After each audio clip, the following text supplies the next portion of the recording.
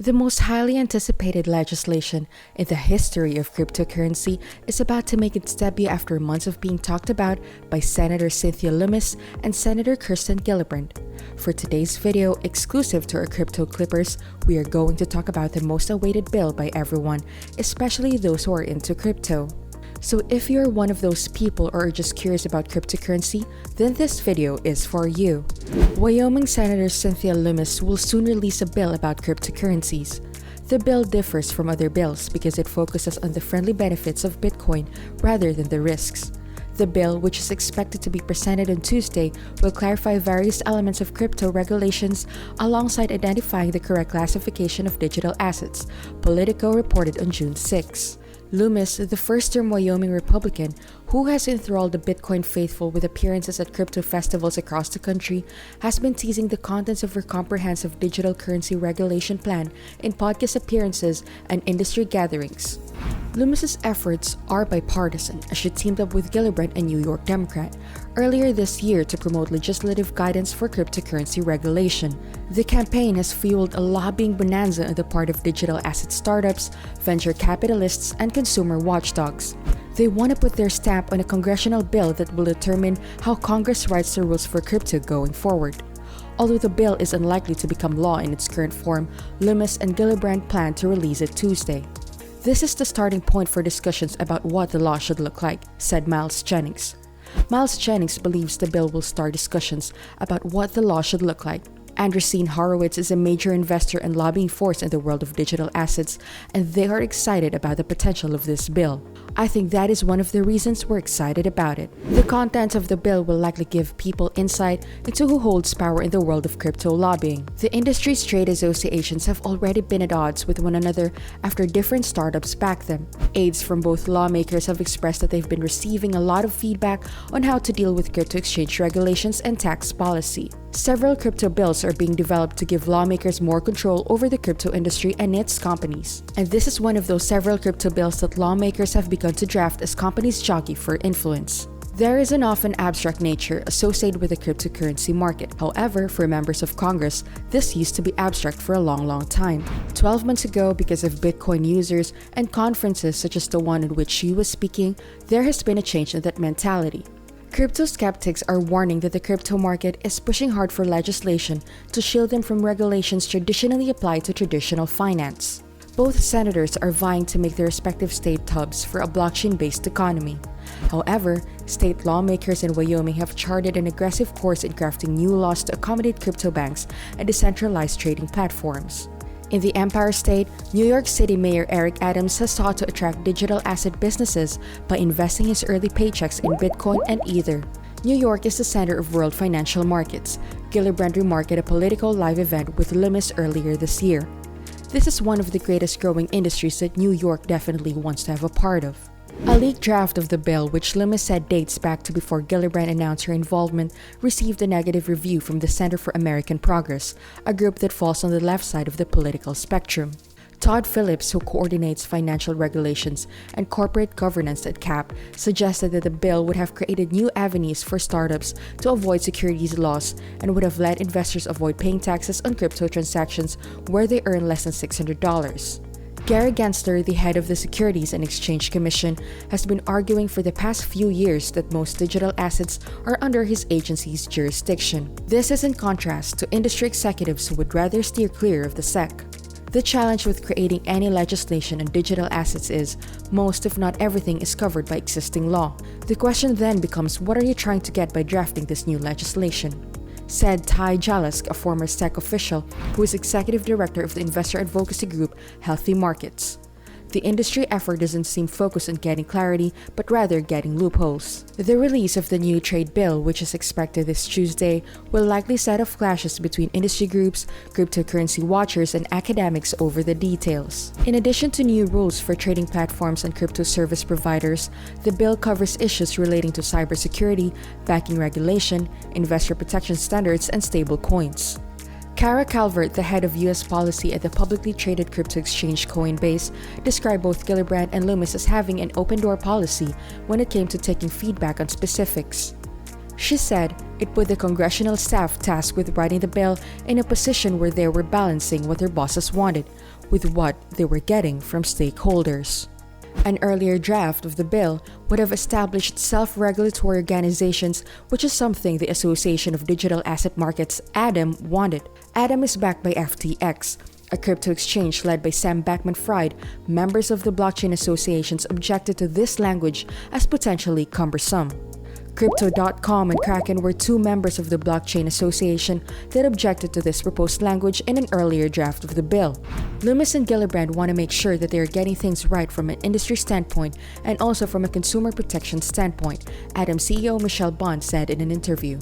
I just don't know where this will ultimately shake out. The two lawmakers involved in the bill have discussed its broad policy aims with the public. One of the main points of emphasis is giving financial brokerage firms an exception from Bitcoin rules and giving the Commodity Futures Trading Commission more authority to oversee crypto markets. The specifics of those provisions will matter just as much as the top-line description.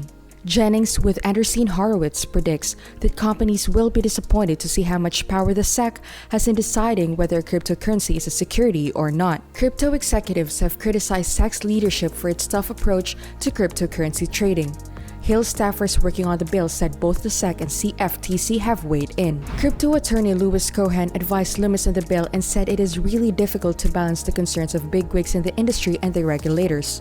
Reflexively treating all tokens as securities, I really do believe it's both wrong legally and fundamentally bad policy for the US, said Cohen, co-founder of the firm DLX Law. But just ignoring the SEC's concern is wrong legally and bad for the US. Lobbying efforts will most likely increase in the coming months, with 4 Senate committees having jurisdiction over their legislation if it ever comes to a vote. At a recent industry conference in Washington, Lummis and Gillibrand said as many as 4 Senate committees would have jurisdiction over their legislation if it ever came to a vote. Blockchain Association Executive Director Kirsten Smith believes that there will be many debates about how to regulate cryptocurrencies. If this can be solved, it will become a pivotal moment for the blockchain industry. The aides to Senator Lummis and Gillibrand have asked startups in the crypto industry what they want the bill to contain. Many of these suggestions were based on exchange regulations and tax policies. Joe Biden signed an executive order in March for federal agencies to explore the development of cryptocurrencies. The congresswomen also hinted that the content for this new bill is almost ready. Among the suggestions from the draft bill is the establishment of a self-regulatory organization. The proposal is likely to set off clashes, as the Securities and Exchange Commission has maintained that most digital assets may fall under its jurisdiction. Notably, some crypto executives are pushing to branch away from SEC regulation. The cryptocurrency bill in Congress suggests exempting Bitcoin miners from rules that apply to financial brokerage firms, while also giving the Commodity Futures Trading Commission, CFTC, extra powers to oversee crypto markets. As reported by Finbold, elements such as consumer protection, stablecoin regulation, and the establishment of a new organization will be managed by the combined authority of SEC and CFTC. Calls to regulate cryptocurrencies in the United States have accelerated in recent months after the Terra ecosystem crash. Alongside the draft bill by Lummis, the White House has also commissioned research to look into Bitcoin mining. The Federal Reserve has called the regulation of cryptocurrencies. The institution's governor, Christopher Waller, noted that widespread crypto losses could become morally intolerable if something is not done now. With that, let's learn more about who Senator Cynthia Lummis is.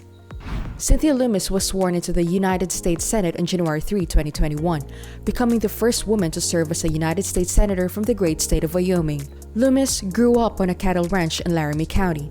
Throughout her career, she has been focused on fighting for the families and businesses of Wyoming. She started out as a state representative and then provincial congresswoman before ending up as a U.S. Senator from Wyoming. In 2008, Senator Lummis became a representative for the U.S. House and quickly earned her reputation as a no-nonsense conservative and principled policymaker. She was a founding member of the House Freedom Caucus, which is made up of the most unflinching conservative members of the House.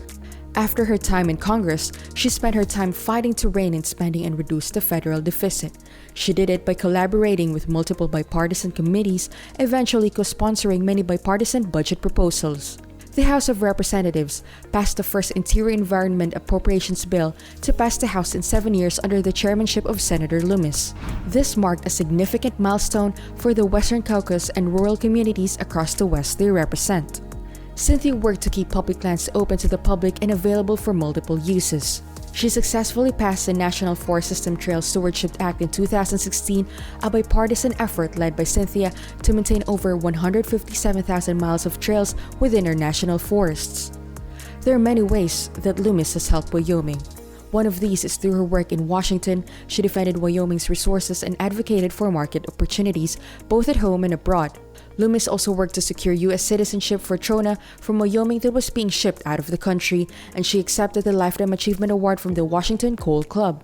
Senator Lummis spent 8 years as Wyoming State Treasurer and 14 years as a member of the Wyoming State House and Senate before being elected to Congress.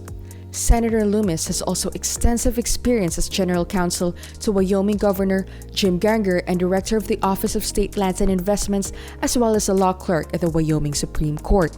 After departing U.S. House of Representatives in 2016, Senator Lummis operated her family's cattle ranches at the Sweetgrass Development in Laramie County with her brother and sister. She's a 3-time graduate of the University of Wyoming in animal science, biology, and law. She and her late husband Al Wetterspan have one daughter Annalise, son-in-law Will Cole, and grandsons Gus and Al. There you have our crypto clip video for today. What do you think of the bill? Let us know in the comments below. Don't forget to subscribe to our channel, click the notification bell, and like this video. If you think that we have delivered value, please share this video with one person. Just one share is enough for you to show your appreciation for the commitment and hard work we all put together in creating this video that teaches and helps you on your mission of building your own fortune. And you don't know that one share could go a long way. And keep in mind that no matter how many times you're going to watch this video, you won't see any results unless you take action. Goodbye and see you at the next one.